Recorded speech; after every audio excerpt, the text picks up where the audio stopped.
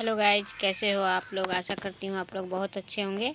और आज मैं ये वीडियो अपलोड करने में थोड़ा सा मुझे टाइम लग गया, क्योंकि मेरा बच्चा अभी छोटा है, थोड़ा बिजी शेड्यूल है। तो मैं अभी ये वीडियो बना के डाल रही हूँ। और प्लीज़ अगर कोई इधर कुछ आवाज़ आए तो प्लीज़ इसको इग्नोर करिएगा।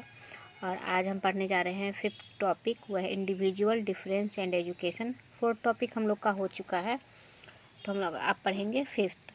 और 5th में है, इसका मीनिंग जो है, इंडिविजुअल का मीनिंग होता है कि हर चाइल्ड दूसरे चाइल्ड से अलग होता है। ये डिफरेंस हो सकते हैं, यानी कि हर बच्चा जो होता है वो एक दूसरे से अलग होता है। वो किस तरह से अलग होता है?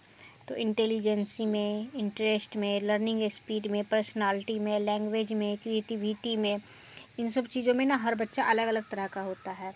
यानी कि इंटेलिजेंसी में कुछ बच्चे बहुत ज़्यादा ही तेज़ होते हैं, कुछ थोड़ा कम होते हैं, कुछ मीडियम होते हैं, कुछ बहुत ज़्यादा स्लो होते हैं। तो इसलिए इसे हम इंडिविजुअल कह सकते हैं कि हर बच्चे अलग अलग तरह के होते हैं।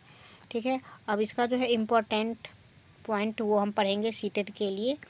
तो पहला है, एवरी चाइल्ड इज यूनिक। सही बात है कि हर बच्चा अपने अपने जगह पर अनोखा है। टीचर को सबको सेम वे में ट्रीट नहीं करना चाहिए। इसका ये मतलब हुआ कि हर बच्चा की जो मतलब हर बच्चा जो होता है ना, वो एक दूसरे से डिफरेंट होता है। तो हम टीचर को सेम वे में नहीं, ऐसा पढ़ाना चाहिए कि सारे बच्चे को समझ में भी आ जाए और टीचर पढ़ा भी ले।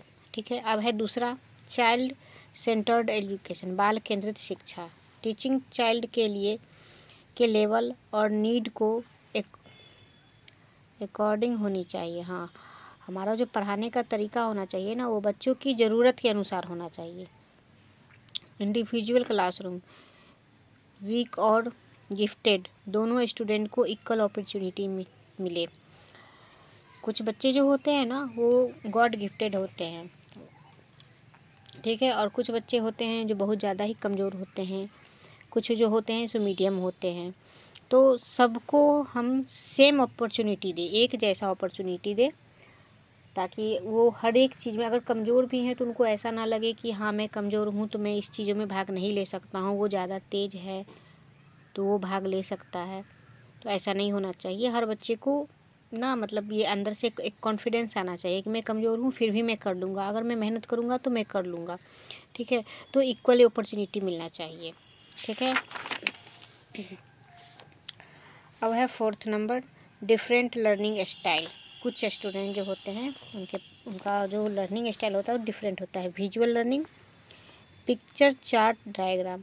कुछ बच्चे जो होते हैं ना, तो हर बच्चे का अलग अलग तरीका होता है पढ़ने का। कुछ बच्चे होते हैं जो पिक्चर बनाते हैं, चार्ट बना के फिर पढ़ाई करते हैं। अब है क्वाइटोरियल लर्नर्स, लिसनिंग। कुछ बच्चे होते हैं जो बस उनको सुन के ही समझ में आ जाता है, उनको लिखने की ज़रूरत नहीं होती है। कुछ होते हैं activity based learner, activity practical. कुछ बच्चे ऐसे होते हैं जो उस चीज़ पर मतलब कि बहुत ही ज़्यादा एक्टिवेट रहते हैं। तो वो एक्टिविटी मतलब ये 3 तरह के होते हैं। कुछ स्टूडेंट ऐसे जिनको पिक्चर चार्ट पे पढ़ते हैं, कुछ लिसनिंग कर सुन सकते हैं, कुछ होते हैं जो एक्टिविटी से समझते हैं। ठीक है, important seat line, no two children और एग्जैक्टली अलाइक। ये लाइन बहुत बार क्वेश्चन में इनडायरेक्टली आती है, तो इस लाइन को आप लोग बिल्कुल ही कर लीजिएगा। ये लाइन में एक बार और बता देती हूँ, ऐसे क्लियर दिख भी रहा होगा। No two children are exactly like. अब है टाइप्स ऑफ इंडिविजुअल डिफरेंस, कितने प्रकार के होते हैं? तो intelligence difference, interest difference, personality difference, learning speed difference, emotional difference. ये मैंने पीछे भी बताया है। और इतने सारे इंडिविजुअल डिफरेंस होते हैं। अब है ultra important line, every child can learn but not in the same way and at the same speed.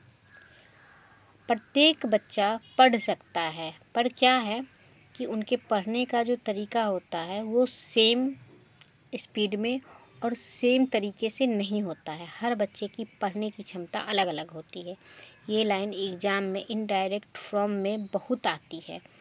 एक तो इस लाइन को और दूसरा इस लाइन को, इस दोनों लाइन को आप लोग हमेशा अपने दिमाग में रखिएगा इंडिविजुअल वाले टॉपिक में, ठीक है। अब है सीटेड इम्पोर्टेंट स्टेटमेंट, हाँ सॉरी, सीटेड इम्पोर्टेंट स्टेटमेंट्स में टीचर शुड, शिक्षक को क्या करना चाहिए, चाइल्ड सेंटर्ड टीचिंग यूज कर सकते हैं, बाल केंद्रित शिक्षा, डिफरेंट मेथड्स यूज करें, मतलब एक ही क्वेश्चन को हर तरीक़ा से बताए जिससे जो बच्चा बहुत ही ज़्यादा कमज़ोर है वो भी समझ सके, वो भी सीख सके। स्लो लर्नर्स को सपोर्ट करें, जो बच्चा स्लो है, बहुत ज़्यादा वीक है, टीचर को ना उसको सपोर्ट करना चाहिए। जो तेज़ है वो तो कर लेंगे, जो वीक हैं उनको सपोर्ट करना चाहिए। इंक्लूसिव क्लासरूम बनाए जिसमें सब बच्चे एक साथ रहे, वहाँ पे ये भेदभाव नहीं होनी चाहिए कि ये कमज़ोर है, ये बहुत तेज़ है, इस तरह का भेदभाव नहीं होना चाहिए। टीचर शुड नॉट, टीचर को क्या नहीं करना चाहिए, सब बच्चों को सेम कंपेयर करें, नो, सब बच्चे को एक जैसा, एक कि मतलब हम पढ़ा दिए, जो तेज़ है उसको आ गया तो इसका मतलब ये नहीं है कि जो कमज़ोर है हम उससे पूछे ना, हम उस पर ज़्यादा ध्यान दें, सिर्फ टॉपर पे फोकस करें, नहीं, ये भी नहीं करना चाहिए। जो बच्चा टॉप कर गया चलो ठीक है, पर जो बच्चा वीक है हमें उस पर ध्यान देना चाहिए। One method for all use करें, एक मेथड रखें, एक ही मेथड से यूज ना करें कि जिससे वीक बच्चे को परेशानी हो। हम एक ही क्वेश्चन को हम 2-3 मेथड से पढ़ा सकते हैं, जिससे जो कमज़ोर है वो भी सीख ले, जो इंटेलिजेंट है वो भी सीख ले, और जो मीडियम है उसको भी समझ में आ जाए।